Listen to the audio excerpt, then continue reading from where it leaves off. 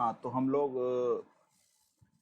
दो टाइप्स को कर चुके थे। पहला टाइप था उसमें एम्प्टी रिलेशन और दूसरा था यूनिवर्सल रिलेशन।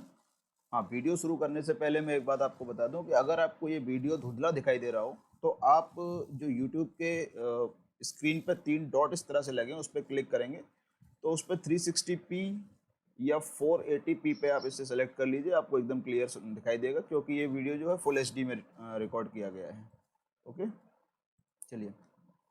तो अब एक इम्पोर्टेंट क्लास ऑफ रिलेशन है जिसका नाम है इक्विवेलेंस रिलेशन। अब इक्विवेलेंस रिलेशन को पढ़ने से पहले हमें कुछ और चीज़ों को जानना जरूरी होता है, पहले उनकी बात करते हैं। तो डेफिनेशन से शुरू करते हैं।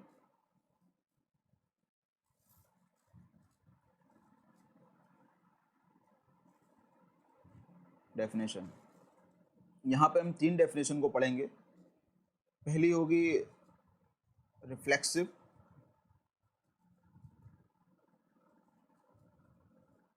रिफ्लेक्सिव। दूसरी होगी सिमेट्रिक, कि सिमेट्रिक रिलेशन क्या होता है। और तीसरा होगा अपना ट्रांजिटिव। ये 3 टाइप की रिलेशन जब हम कंप्लीट कर लेंगे उसके बाद अपना जो टॉपिक आएगा इक्विवेलेंस रिलेशन उसको पढ़ेंगे। तो स्टार्ट करते हैं पहली डेफिनेशन से और इसमें है reflexive relation. Reflexive relation, reflexive relation को हिंदी में तुल्यता संबंध कहते हैं। डेफिनेशन इस तरह से है, a relation R in a set A is called reflexive,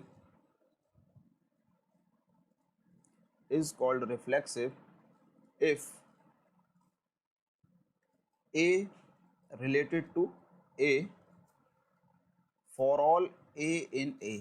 अब इसका मीनिंग क्या है, मीनिंग को समझ लें पहले कि कोई भी रिलेशन को रिफ्लेक्सिव तब कहा जाएगा कि अगर उसका उस सेट का हर एलिमेंट अपने आप से रिलेटेड हो जाए। जो भी रिलेशन, क्योंकि रिलेशन में आपको इतना तो समझ में आ गया कि रिलेशन के लिए एक सेट चाहिए होगा और एक रूल चाहिए होता है जिसे हम रिलेशन बोलते हैं। तो अगर वो रूल उस सेट के हर एलिमेंट पे अपने आप से अप्लाई हो रहा है, यानी कि एक एलिमेंट अगर उसी रिलेशन से अपने आप से रिलेटेड है तो उसे रिफ्लेक्सिव रिलेशन बोलेंगे। हालांकि ये चीज़ें डेफिनेशन से उतनी क्लियर नहीं होंगी, एग्जाम्पल लेके जब अपन करेंगे तब ये ज़्यादा क्लियर होंगी। इसलिए मैं अभी ज़रा पहले एग्जाम्पल डेफिनेशन को कंप्लीट कर लूँ, उसके बाद शुरू करते हैं। सिमेट्रिक रिलेशन, सिमेट्रिक रिलेशन क्या होगा? A relation R in a set A, in a set A, ये सेट की बात हो रही है, ये सेट है A. An relation R in a set A is called symmetric, is called symmetric if A related to B imply B related to A, और ऐसा हर ए के हर एलिमेंट के लिए होना चाहिए, तो फॉर ऑल ए इन ए। ठीक है, जैसे आप दो भाइयों के रिलेशन को समझ सकते हैं। जैसे मैं बोल रहा हूँ कि अतुल राम का भाई है तो राम अतुल का भी भाई है, तो इस तरह की जो रिलेशन होंगी उन्हें हम सिमेट्रिक रिलेशन बोलेंगे। अगर भाई और बहन में अगर देखना हो, मैं बोलूँ कि राम सीता की बहन है, राम सीता का भाई है, तो सीता जो है वो राम का भाई नहीं है, बहन है, तो इस तरह की रिलेशन को सिमेट्रिक रिलेशन नहीं बोला जाएगा। और तीसरा अपना टाइप है ट्रांजिटिव। ट्रांजिटिव रिलेशन, इसके लिए a relation R in a set A is called transitive is called transitive if, अब ट्रांजिटिव रिलेशन में हमें सेट से दो पेयर पहले ढूंढने पड़ेंगे जो उस रिलेशन को सेटिस्फाई कर रहे हों। जैसे आपको लेना पड़ेगा पहले if A related to B and B related to C, ये दो पेयर आपको पहले ढूंढने पड़ेंगे, ए रिलेटेड टू बी और बी रिलेटेड टू सी। ये दो ढूंढने के बाद फिर आप बोलोगे कि अगर वही रिलेशन ए और सी में भी लग रहा है, ठीक है, तो अगर ए बी का रिलेशन है और बी सी का रिलेशन है, अगर वही रिलेशन ए और सी में लग जाता है तो हम बोलेंगे कि ये जो दिया हुआ रिलेशन है वो ट्रांजिटिव है, और अगर ऐसा नहीं है तो नहीं होगा। और ये भी for all A B C in R. तो पहला हमने पढ़ा था रिफ्लेक्सिव रिलेशन, उसके बाद आया सिमेट्रिक रिलेशन और उसके बाद आया ट्रांजिटिव रिलेशन। अब जो इम्पोर्टेंट क्लास ऑफ रिलेशन की मैं बात कर रहा था स्टार्टिंग में, वो उसको जरा देख लेते हैं वो क्या है। तो उसे बोलते हैं इक्विवेलेंस रिलेशन। इक्विवेलेंस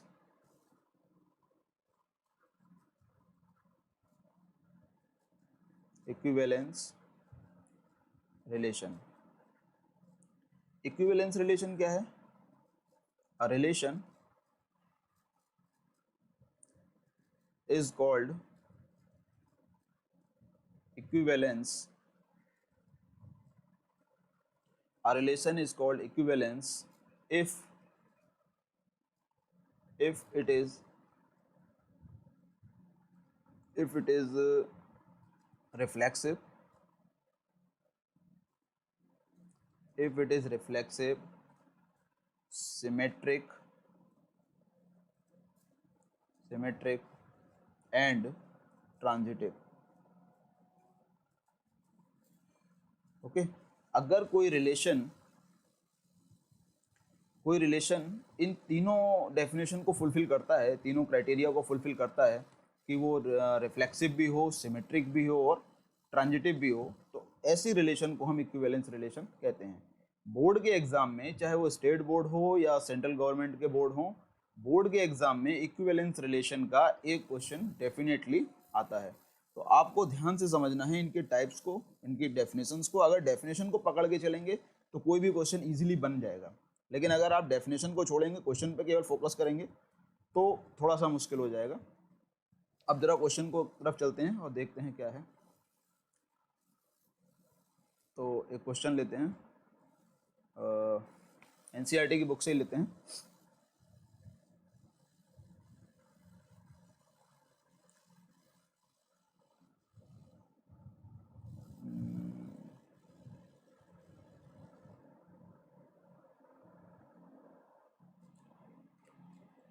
चलिए ये पता लगाते हैं। एक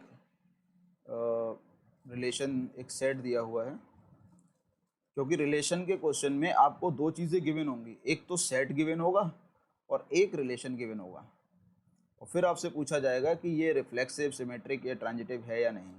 तो ये हो गया 1 1, 2 2, 3 3, उसके बाद है 1 2 और 2 3, 1 2 2 3। चलिए अब क्वेश्चन को शुरू करते हैं। तो एग्जाम में आएगा तो आपसे पूछेगा कि पता लगाइए कि क्या ये रिफ्लेक्सिव है, सिमेट्रिक है, ट्रांजिटिव है, क्या है और क्या नहीं है। तो हम लोग एक एक करके इसकी टेस्टिंग करते हैं कि क्या ये रिलेशन रिफ्लेक्सिव होगा। तो चलिए रिफ्लेक्सिव के लिए क्या बताया था मैंने? अगर ऑर्डर पेयर में दिया है तो जैसे सेट में अपने 3 एलिमेंट है, 1 है, 2 है, 3 है, तो रिफ्लेक्सिव के लिए आपको क्या चेक करना होगा कि क्या उस रिलेशन जो आर सेट बनाया है उसमें 1 1 का ऑर्डर पेयर, 2 2 का ऑर्डर पेयर और 3 3 का ऑर्डर पेयर, ये तीनों ऑर्डर पेयर हैं या नहीं। मतलब अगर 3 एलिमेंट है तो 3 ऑर्डर पेयर देखने हैं। तो अगर ये तीनों ऑर्डर पेयर इसके आर के अंदर मौजूद हैं तो आप बोलेंगे कि रिलेशन जो है रिफ्लेक्सिव है। तो यहाँ आपको क्लियरली दिख रहा है कि आर में 1 1 2 2 3 3 तीनों मौजूद हैं। तो रिफ्लेक्सिव आपको लिखना है, उसके नीचे लिखना है yes it is reflexive,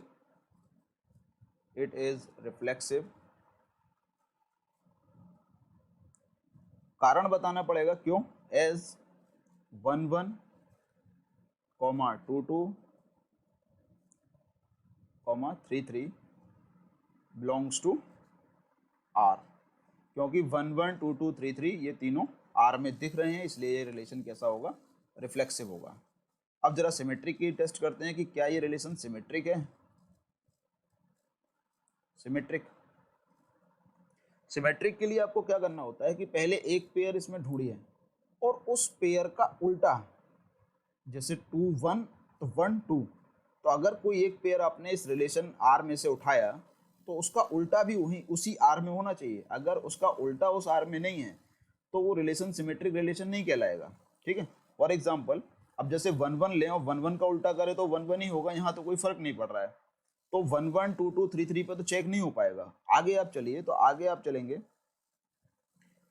for example जैसे 1 2 है अपने पास, तो 1 2 तो आर में दिख रहा है, 1 2 बिलोंग्स टू आर, लेकिन क्या 2 1 इसमें दिख रहा है, ढूंढिए आर में, जरा सर्च करिए, क्या 2 1 आर में है, तो 2 1 आर में आपको नहीं दिख रहा है, तो 1 2 तो है लेकिन 2 1 नहीं है। तो सिमेट्रिक रिलेशन जो है वो क्या करता है कि अगर 1 2 है तो 2 1 भी दिखना चाहिए, और 1 2 है और 2 1 नहीं दिख रहा है तो ये रिलेशन सिमेट्रिक नहीं होगा।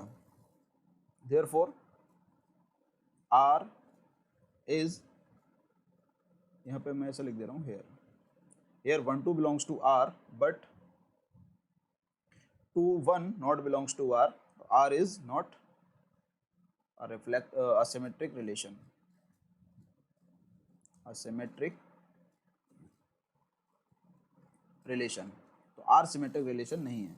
अच्छा, अब किसी के मन में सवाल आएगा कि अगर 1 2 होता तो क्या ये सिमेट्रिक होता, तो आपको वापस आना पड़ेगा। तो 1 2 अगर होता और 2 1 भी है, चलिए यहाँ तक तो ठीक है, लेकिन 2 3 है, क्योंकि हमें हर पेयर का जो भी आर के अंदर मौजूद है उस पेयर का उल्टा उसमें ढूंढ आर में ही मिलना चाहिए। ऐसे 2 3 है, 2 3 का उल्टा 3 2 होगा, तो वो नहीं दिख रहा है, तो कोई भी एक अगर अब्सेंट हुआ तो उसके बाद वो सिमेट्रिक रिलेशन हो ही नहीं पाएगा, चाहे सारे क्राइटेरिया को फुलफिल कर दे, लेकिन अगर एक ऑर्डर पेयर नहीं मिल रहा है, एक ऑर्डर पेयर गायब है उसमें, तो फिर वो नहीं होगा। जैसे 2 3 है और 3 2 नहीं है, तो ये सिमेट्रिक रिलेशन नहीं बन पाएगा। तो उम्मीद करता हूँ यहाँ तक समझ में आया होगा। तीसरा है अपना ट्रांजिटिव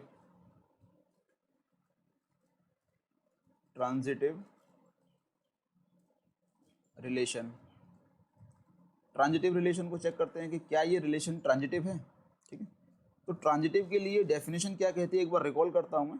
तो डेफिनेशन में अभी लिखवाया था मैंने कि अगर ए बी है, बी सी है, ध्यान रखना ये जो इसका लास्ट और इसका फर्स्ट ये रिपीट होना चाहिए, वो पेयर लेने हैं आपको कि ए बी और बी सी, ए बी और बी सी हैं, अगर ए सी भी आ रहा है उसी में, ए बी और बी सी के बाद अगर ए सी भी आर में बिलोंग कर रहा है तो ये रिलेशन ट्रांजिटिव होगा। तो आप अपने आर पे चलिए, वापस चेक करते हैं वहाँ पे। अब कौन सा ले इसमें, जैसे 1 2 2 इसको लेते हैं, 1 2 और 2 3 को। ठीक है, 1 2 2 3 लेते हैं। देखिए हियर 1 2 आर में दिख रहा है, ठीक है, 1 2 आर में है, 1 2 एंड उसके बाद 2 3 भी आर में है। तो हमें एक ऐसा पेयर ढूंढना होता है कि पहले पेयर का लास्ट और सेकंड पेयर का फर्स्ट दोनों सेम हो जाएं। जैसे यहाँ पे 2 और यहाँ पे 2 सेम हो गया, तो इस पेयर को हम ले सकते हैं ट्रांजिटिव दिखाने के लिए, क्योंकि ट्रांजिटिव के लिए पहले आपको 2 पेयर ही सर्च करने होंगे। अगर आप 2 पेयर ऐसे सर्च नहीं करते हो तो फिर ट्रांजिटिव का काम आगे नहीं बढ़ेगा। तो पहले 2 पेयर ऐसे ढूंढिए कि पहले वाले का लास्ट और दूसरे वाले का फर्स्ट एक जैसा हो, तो एक पेयर मिल गया हमें। फिर हमारा टारगेट होता है कि पहले इसका ये और ये मिल करके आर में जाने चाहिए। तो 1 2 और 2 1 2 3 तो आर में है, लेकिन फिर इनसे जो इम्प्लाई करना चाहिए 1 3 आना आएगा, क्योंकि पहला और अंतिम ले लिया 1 3। तो क्या 1 3 आर में है? अब आप आर में जाके देखिए, तो आर में ये है आर अपने पास, इसमें आप पूरे में देखिए, इस पूरे में कहीं भी 1 3 नहीं है। ठीक है, तो 2 पेयर तो हमें मिले, 1 2 मिला, 2 3 मिला, लेकिन 1 3 हमें नहीं मिला। तो 1 3 आर में नहीं है, और 1 3 अगर आर में नहीं होगा तो ये ट्रांजिटिव रिलेशन नहीं होगा। Therefore R is not a transitive, R is not a transitive relation। ठीक है, तो ये एक ऐसा एग्जाम्पल हुआ, ये एक ऐसा एग्जाम्पल था कि ये रिलेशन रिफ्लेक्सिव तो है लेकिन सिमेट्रिक और ट्रांजिटिव नहीं है। तो क्या ये इक्विवेलेंस हुआ?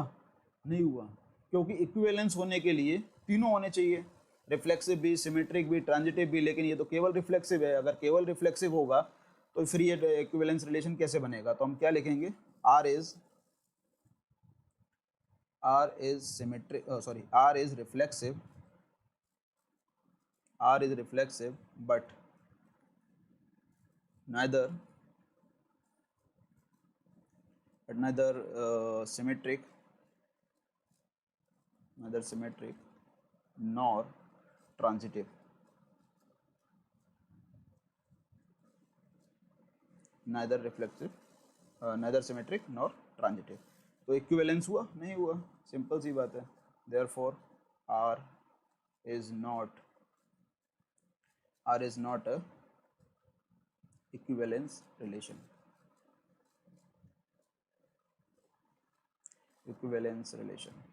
ठीक है, तो इस तरह बोर्ड में आपको चेक करना होता है। कोई भी एक सेट देंगे, एक रिलेशन देंगे और पता लगवाएंगे आपसे कि कौन कौन सा रिलेशन इसमें फॉलो हो रहा है, कौन सा नहीं हो रहा है। एक आध एग्जांपल और लेते हैं।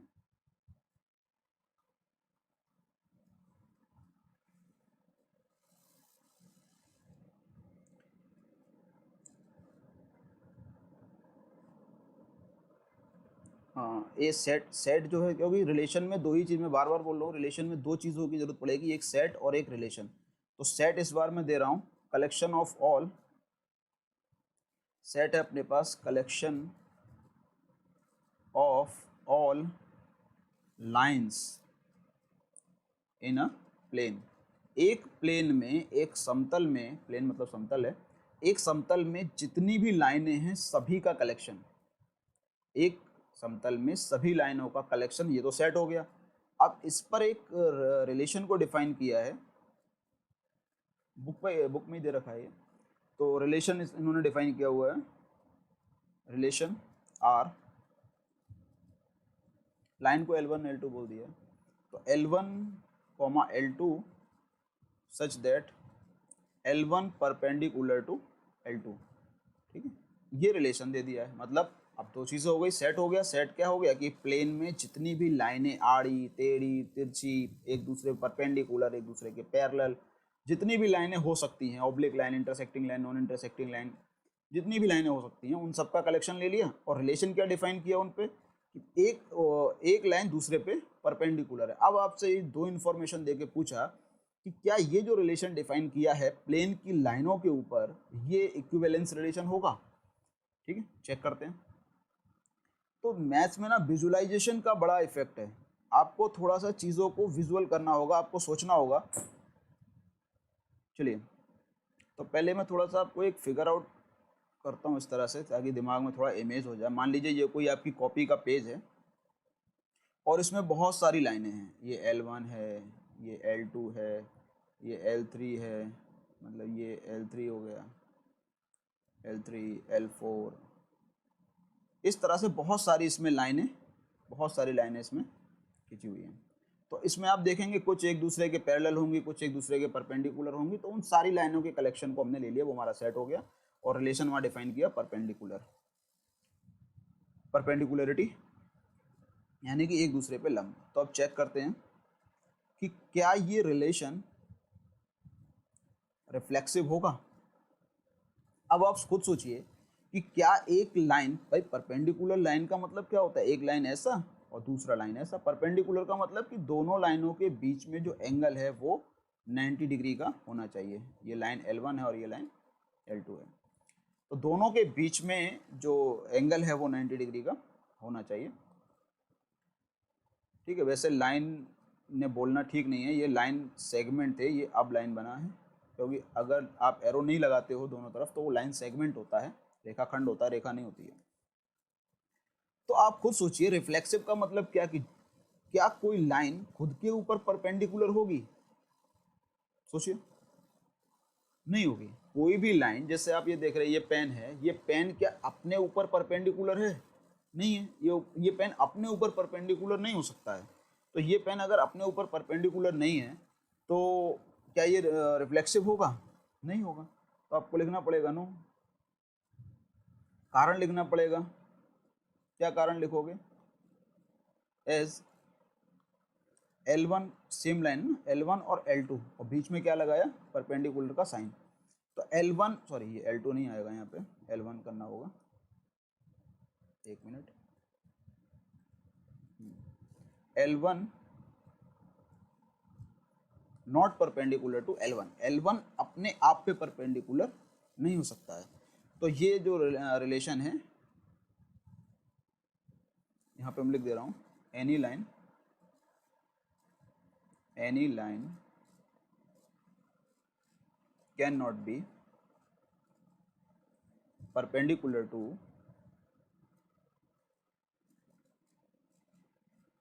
इटसेल्फ। कोई भी लाइन अपने आप पे परपेंडिकुलर नहीं हो सकती है, इसलिए therefore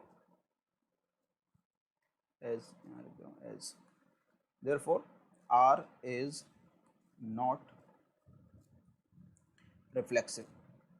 इसलिए जो दिया हुआ रिलेशन है वो रिफ्लेक्सिव नहीं है। R is not reflexive, not पे ध्यान देना।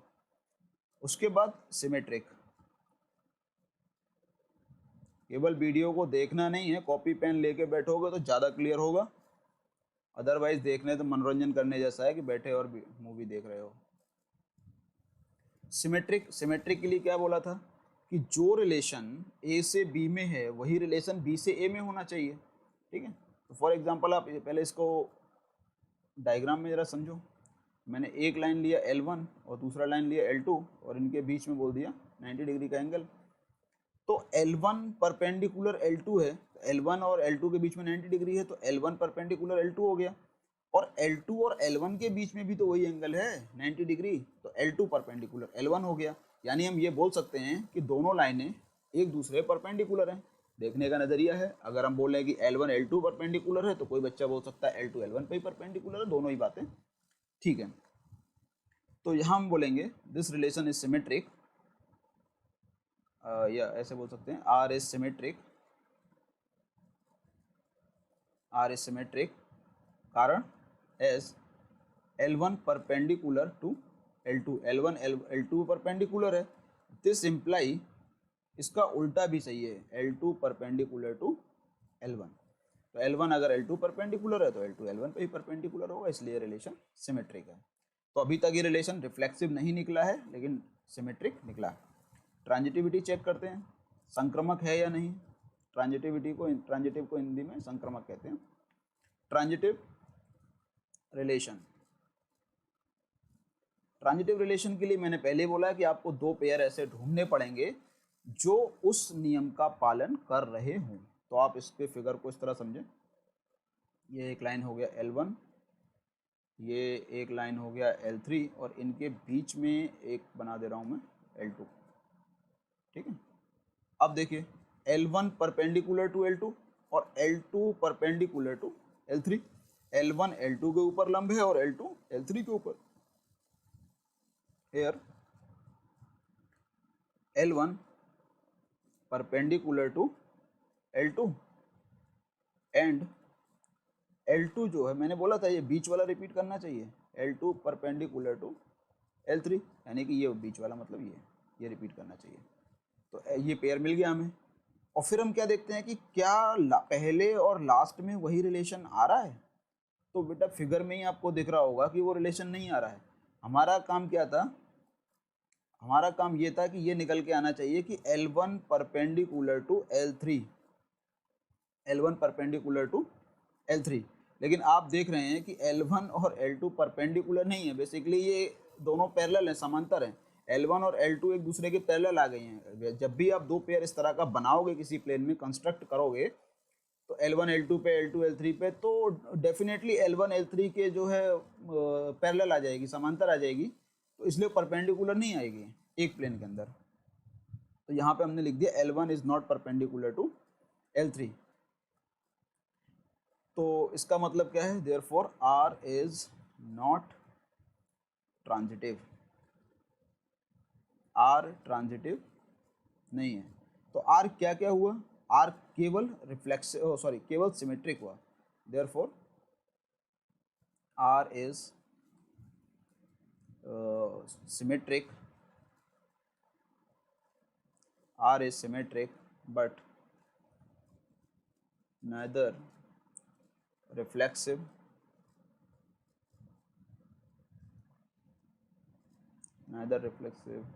nor transitive। ठीक है, काफ़ी सारे एग्जाम्पल में या इंटरव्यू में भी इस तरह के क्वेश्चन पूछे जाते हैं कि कोई एक ऐसा रिलेशन का एग्जाम्पल बताइए जो सिमेट्रिक हो और रिफ्लेक्सिव और ट्रांजिटिव ना हो।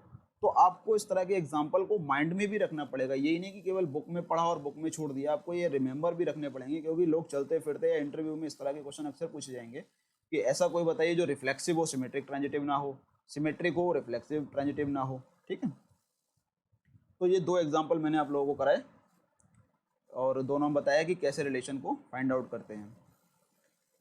ठीक है, तो बस अब इसके आगे और प्रॉब्लम्स को आप करिए, और अगर जो नहीं आते वो कमेंट सेक्शन में मुझसे पूछ सकते हैं। Okay, thanks for watching, thank you.